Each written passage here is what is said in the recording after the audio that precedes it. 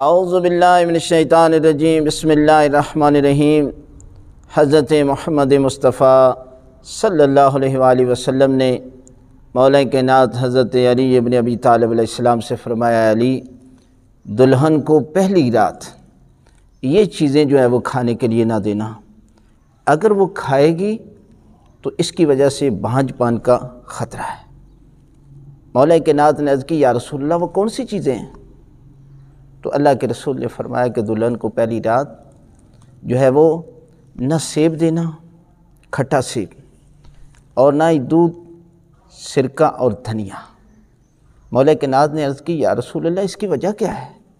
تو اللہ کے رسول نے فرمایا، اس کھانے کی وجہ سے، ان چیزوں کے کھانے کی وجہ سے اس کے اندر بانجھ پن پیدا ہوگا، بچہ پیدا نہیں ہوگا، اس لیے کہ اس کے کھانے کی وجہ سے رحم سرد ہو جاتا ہے، اور سرد ہو جانے کی وجہ سے یہ عورت بچہ پیدا نہیں کرے گی۔